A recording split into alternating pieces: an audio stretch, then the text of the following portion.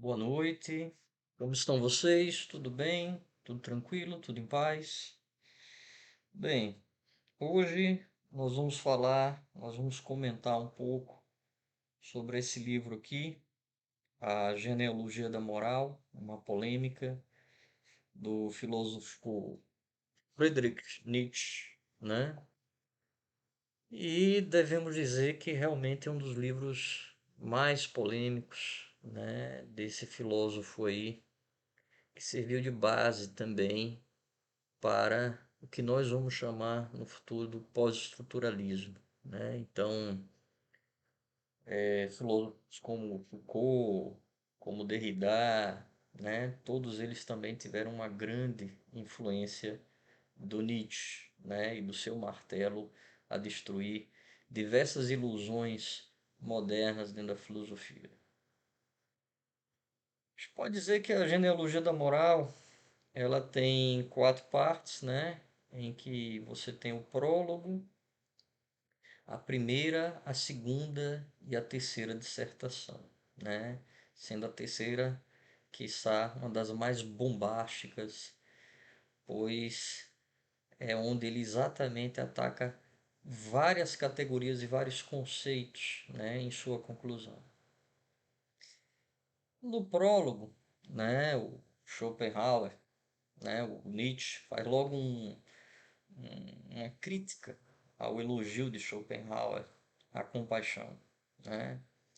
Tal qual uma idealização do não egoísmo. O Nietzsche, assim como o faz lá em Anticristo, considera a compaixão como uma última doença terna e melancólica, algo, uma vontade que na verdade se volta contra a vida, contra a potência. A compaixão, na verdade, amolece os sentimentos, torna os indivíduos fracos, né? Um patos, né, é estar desequilibrado junto com o outro, né? É sofrer aninhando-se ao outro e, portanto, ser fraco, permitir-se ao contágio da fraqueza. Bem, o Nietzsche, antes de idealizar determinados valores morais, né, que perduram em boa parte da filosofia, né, como a verdade como virtude, a compaixão como uma virtude, ele propõe um outro tipo de investigação. Nós não estamos atrás da verdade como o brilho máximo da sabedoria, nós não estamos atrás da compaixão como sentimento de pertencimento e de salvação da raça humana. O que ele propõe é que seja feita uma crítica dos valores morais em suas condições e circunstâncias de produção. O que ele procura enxergar, em verdade, é a moral como uma consequência ou como uma máscara, como uma estratégia social que acaba se consolidando dentro das relações dos homens. Na sua primeira dissertação, o que ele vai dizer é o seguinte, já de imediato, que nós chamamos aquilo de o juízo bom, aquilo que chama-se de juízo bom, ele não vem daqueles que fizeram o bem no seu início. Os bons, em verdade, são aqueles que foram nobres, que foram poderosos, que foram superiores em posição, aqueles que conseguem, através da força, estabelecer os seus atos como bons. Enquanto, dentro desse patos da distância, existem os plebeus, nos quais são considerados os pensamentos vulgares, os pensamentos baixos e, portanto, os pensamentos maus. Então, o bom e o bem, eles não estão tão integrados assim em seu início. Em verdade, isso é feito por força, através de uma representação social por meio do poder, da força. E através dessa força é que consegue se estabelecer a medida do que é bom, do que é certo, do que é correto, né? Por meio do poder. Esse bom ligado a ações não egoístas, o Nietzsche considera tal qual fosse um declínio dos juízos de valor dentro da aristocracia. Se a aristocracia considerava o bom como um ato egoísta, esse bom, essa bondade que surge desarticulada do sentimento egoísta, esse juízo do que é o correto, do que é o bom, do que é o necessário, ele ocorre também com o declínio da classe aristocrática. Ou seja, você vai ter aqui um primeiro confronto que ele vai localizar, que é a valoração dos sacerdotes contra a casta dos guerreiros e dos aristocratas. Então, dentro dessa classe sacerdotal, vai havendo uma variação desse conceito de bom. É importante entender isso porque ele vai dizer que a preeminência política vai resultar numa preeminência espiritual. Ou seja, a representação política que vai se formando dentro dos cultos, dentro das igrejas, né?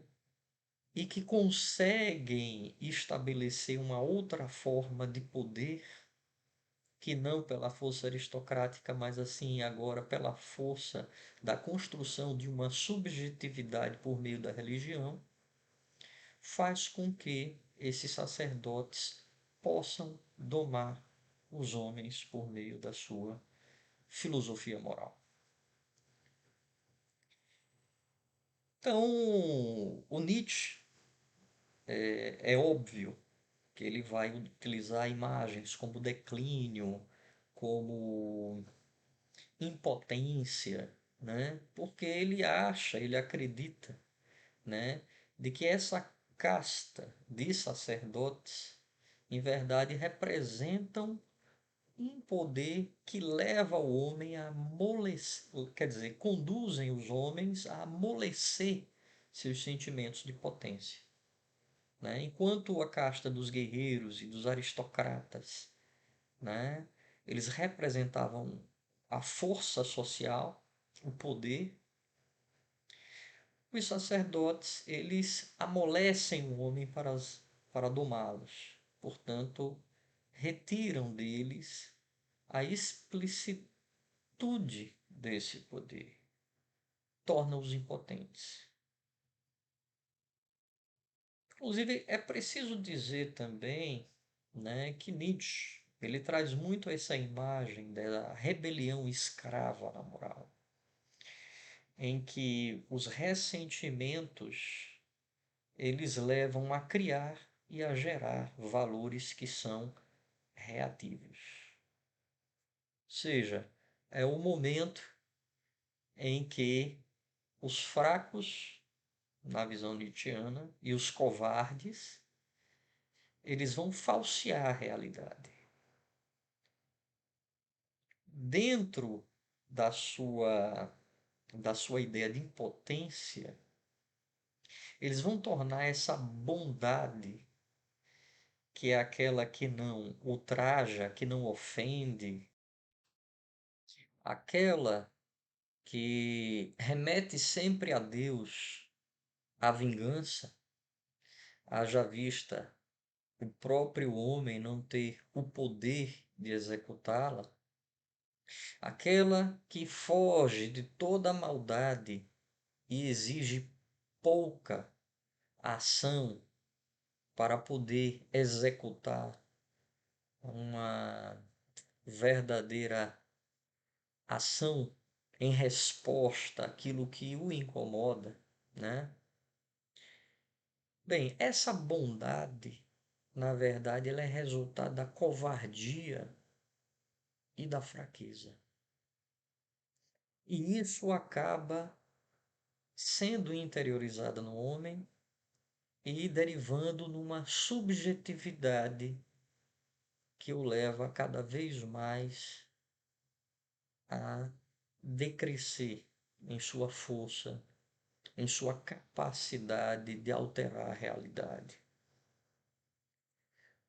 Bem, essa é a descrição da primeira dissertação. Obviamente, a gente vai retomar ela ao seu final para também levantar alguns pontos polêmicos que existem dentro da genealogia da moral e que poucos comentadores levam à frente, que são os traços antissemíticos que aparecem principalmente quando o Paulo César de Souza, né, resolve traduzir esse texto, e também alguns traços de misoginia, mas isso acontece mais na terceira dissertação, tá? Então, peço que vocês, quando acabar esses comentários mais gerais sobre a obra, que a gente particularmente também fale um pouquinho sobre eh, essa outra possibilidade de leitura que também é preciso ser colocada dentro dos escritos de Nietzsche e que não só apenas existem em Nietzsche, mas existem também em Schopenhauer, Richard Wagner e tantos outros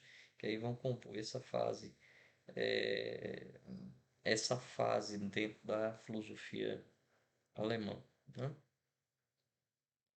Bem, a segunda dissertação ela vai começar a investigar o conceito de culpa, né? E também vai começar a refletir sobre determinados domínios distintos ou domínios do sentimento humano, tal qual como fossem virtudes. Ele vai construir uma genealogia, né? Primeiro, ele vai dizer que o esquecimento é uma força inibidora ativa, organiza a sociedade. Portanto, o que ele vai falar, o que ele vai descrever aqui é um esforço de memória, né? Para que nós possamos desarticular, né? Desorganizar o que está tão consolidado dentro das nossas instituições sociais. Portanto, o serviço da genealogia de Nietzsche é um serviço também de relembrar as condições de produção da organização moral que leva a sociedade a ser tolhida, que leva a sociedade a ser fraca, né? Impotente nas suas condições de modificação da realidade.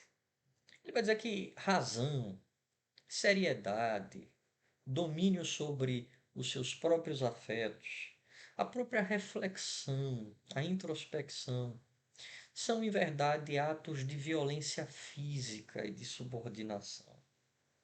Todos eles derivaram desse tipo de violência. E, para colocar como maior exemplo, ele diz que o conceito moral de culpa, na verdade, teve origem no de dívida. O credor, né, na ausência da possibilidade de restituir o bem, ele poderia infligir publicamente ao corpo do devedor certas humilhações, né? Então, chicotadas em ambiente público, cortes. Isso vocês podem ver também lá em Um Mercador de Veneza, do Shakespeare, né? Que é um bom exemplo do que o Nietzsche está nos colocando aqui. Então, o poder dessa pena revela em si uma autoridade. E o Nietzsche ele faz uma certa suposição.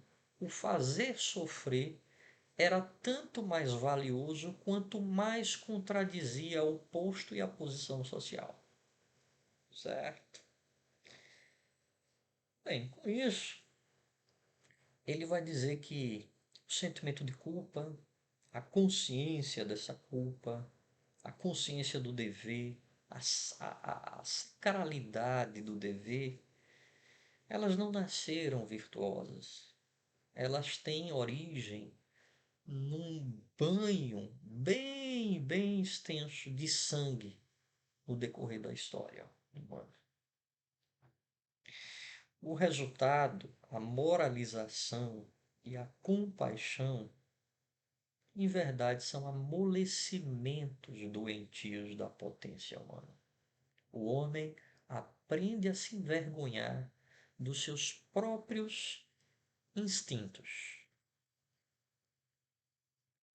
Para negar o sofrimento oculto, não combinada à punição corpórea, material por dívida, o homem se vê obrigado a inventar deuses que não dispensam um espetáculo interessante de dor. E o que em geral se consegue com o castigo é o acréscimo do medo, a intensificação da prudência, o controle dos sentimentos, dos desejos, dos instintos. Portanto, o castigo doma o homem, mas, segundo Nietzsche, não o torna melhor.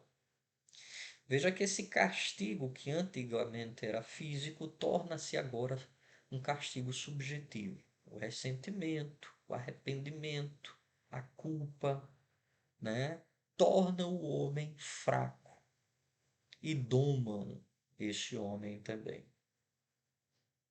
Então, a prudência, o medo, o controle dos desejos é resultado inicialmente de uma violência física e que se torna, por consequência, agora uma violência moral atrelada a uma ideia de um Deus que pune. E Nietzsche diz uma coisa extremamente interessante nesse momento. Os instintos que não se descarregam para fora voltam-se para dentro, interiorizam-se no homem. E aí está a origem da má consciência, daquela consciência que torna o homem cada vez mais fraco consigo mesmo, que faz com que o homem possa se destruir por dentro. E para provar, né, que esse conceito moral advém de um controle social e não espiritual, não é uma virtude que nasce com os deuses, mas sim é uma virtude que nasce na base da violência. Ele vai dizer que criminosos que compõem o mesmo gênero de ações, mas que praticam isso a serviço da justiça, a serviço do Estado, aqueles que assassinam, aqueles que ofendem, mas têm como meta a organização da justiça, a preservação do Estado, eles seguem com boa consciência. E mais, ele diz que o próprio Estado, ele já apareceu como uma terrível tirania, um ato de violência extremo que foi esmagar todos os instintos daqueles seus cidadãos. A organização do Estado, ele faz com que os homens possam, não possam, né, eh, derivar seus instintos que, com certeza, implicariam numa maior potência, né? Libertaria essa potência que está aí sendo incutida, que está aí sendo esmagada. Bem, essa é a segunda dissertação em que o filósofo Nietzsche, né, se propõe a falar que a culpa, a consciência sobre os atos futuros, a prudência, né, elas na verdade são mecanismos resultados da violência social e que levam o homem a se destruir, né, por dentro, pois esses instintos eles não são colocados para fora. Os instintos de vontade, de potência, de força. Na sua terceira dissertação, na sua terceira dissertação, o Nietzsche ele começa a dar algumas respostas bem diretas a determinadas classes, agrupamentos sociais e determinados conceitos também. Então, quando existe, por exemplo, uma idealização bastante forte, né, da arte, Schopenhauer faz isso, outros filósofos também fazem isso, né? O Nietzsche, como ele está numa visão, né, de detectar qual é a origem do artista, qual é a origem social do artista, né? Por onde ele circula, qual é o circuito social dele. Ele chega a uma determinada resposta para isso. Ele vai dizer que os artistas são criados do quarto de uma religião, de uma filosofia ou de uma moral. Ou seja, os artistas são subordinados. Eles são dóceis cortesãos de seus seguidores e de seus patronos, mas eles são sagazes bajuladores do poder, de poderes antigos ou ainda poderes novos e ascendentes. Então, o artista, em verdade, não é um grande virtuoso a comandar novos valores ou a descobrir valores antigos ou sentimentos novos. Em verdade, eles são ratinhos domesticados ou então aproveitadores, né? Então Nietzsche está descendo o martelo dentro da classe dos artistas para, obviamente, perceber as suas condições, né, sociais.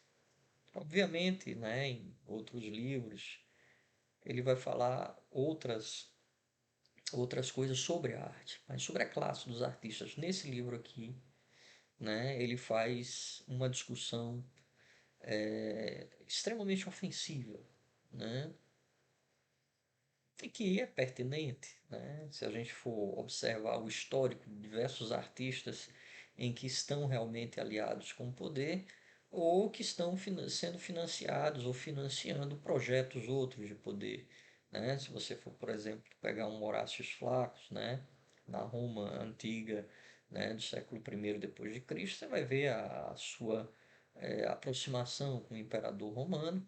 Você vai ver também dentro da proposta do Renascimento, do Iluminismo, né, artistas também que vão se ligar a forças políticas e sociais que estão ascendendo. Então, essa é uma visão que é colocada por Nietzsche, que vai vir a ser discutida até mais fortemente dentro da pós-modernidade, né? Principalmente quando aquela ideia do vanguardismo, né? Do pós-vanguardismo, né?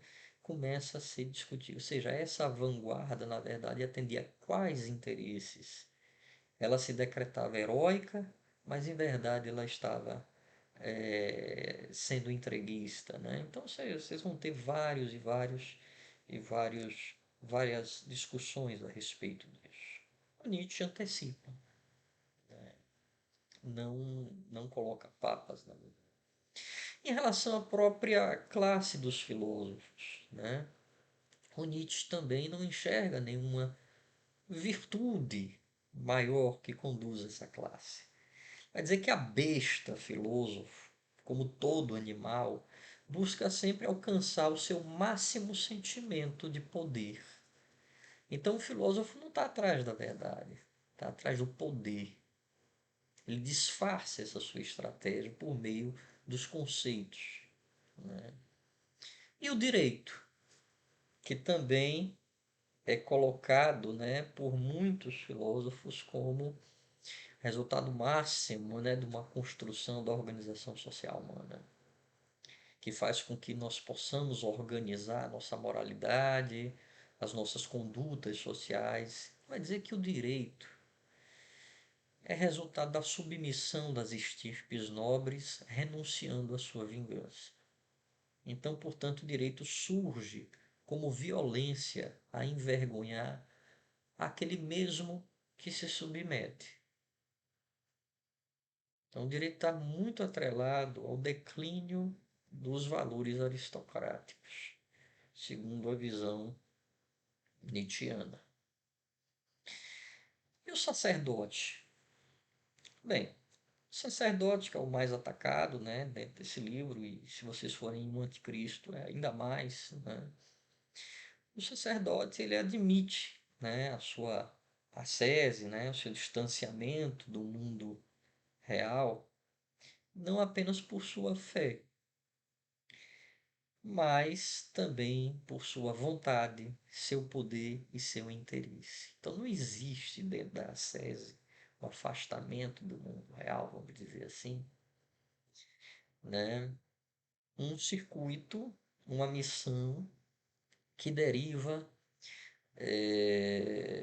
que vem derivada da ideia da fé, da salvação. Em verdade, o que ele está exercendo é poder, né?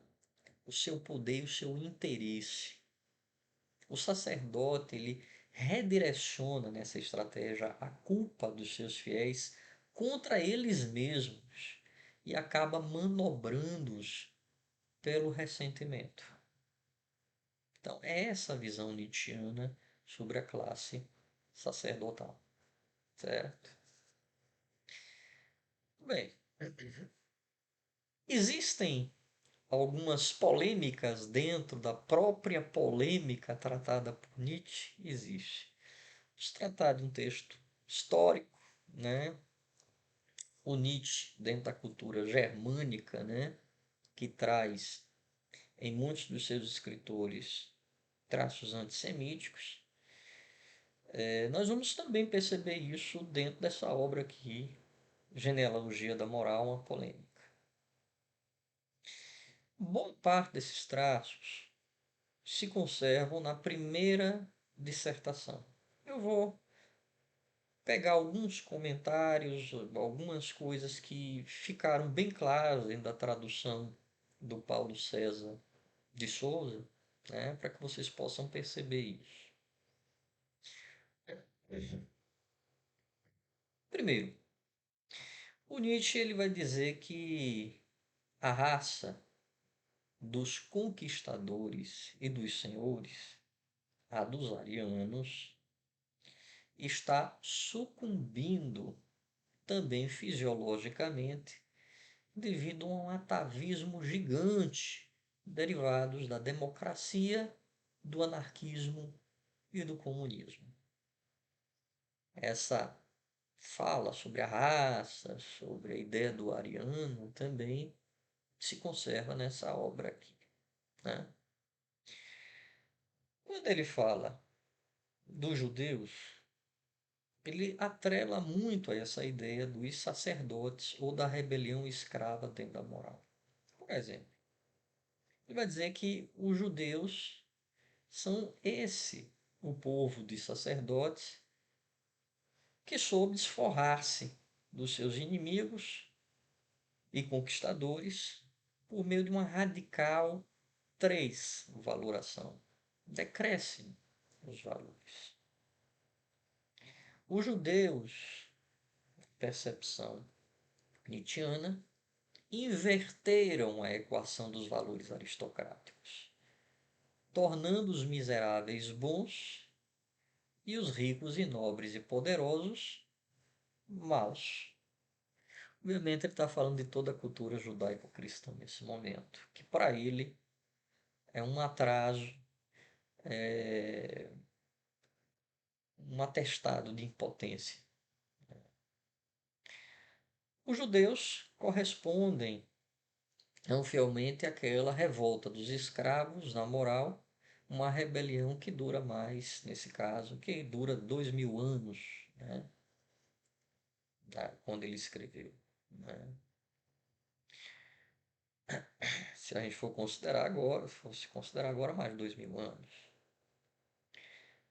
Os senhores abolidos, né? Portanto, esses senhores fortes, esses senhores aristocráticos, eles tendem a perder a sua representação de força na organização social e há uma vitória do homem comum.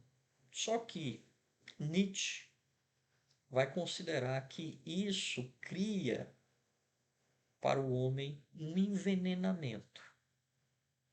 Um envenenamento que, na sua metáfora, é um envenenamento do sangue derivado da mistura de raças.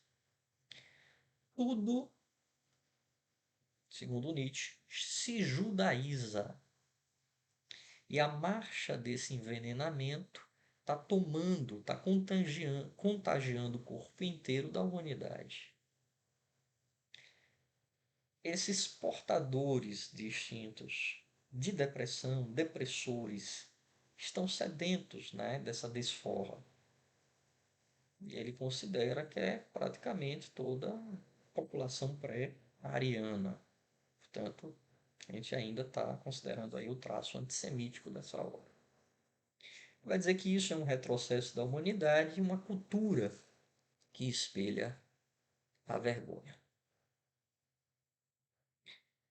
Junto com o temor, isso é o que Nietzsche diz, perde-se também o amor ao homem e perde-se também a reverência a ele. Portanto, Nietzsche declara: estamos cansados do homem e tudo desce, torna-se manso, medíocre. E aí ele coloca chinês e cristão, mais uma vez, tecendo alguns comentários que nos levam a compreender também que Nietzsche era praticamente, se a gente for considerar hoje, politicamente incorreto. Existem passagens ainda mais fortes, né? Nietzsche vai dizer que Roma enxergou no judeu algo como a própria antinatureza. Em Roma, segundo Nietzsche, os judeus eram tidos por culpados de ódio a todo o gênero humano. Veja como isso vai evoluindo. E num dos momentos já finais da obra, né, quer dizer, da primeira dissertação, ele vai dizer que basta comparar os judeus com outros povos para sentir o que é de primeira e o que é de quinta ordem. Bem, me perdoe os comentários, mas isso está dito na obra de Nietzsche. Embora muitos comentadores não falem sobre isso, que não é realmente a parte mais importante, é preciso marcar que essa obra é uma obra também que vem carimbada por traços antissemíticos. Existe também um traço de misoginia em algum momento na obra de Nietzsche. Não só nessa, em outras também. Na terceira dissertação, né, quando ele vai falar sobre a conduta do sacerdote ascético, ele vai dizer que o sacerdote nunca será um juiz imparcial da própria controvérsia levantada, assim como a mulher não costuma se sair bem quando pretende defender a mulher em si. Então, as feministas, que muitas vezes até utilizam o próprio Nietzsche, têm que tomar muito cuidado, porque Nietzsche é capaz realmente de dizer coisas como essa. Bem, pessoal, espero que a resenha desse livro de hoje tenha sido pertinente para vocês, tenha sido legal, e espero vocês num próximo comentário de livro. Boa noite, um abraço.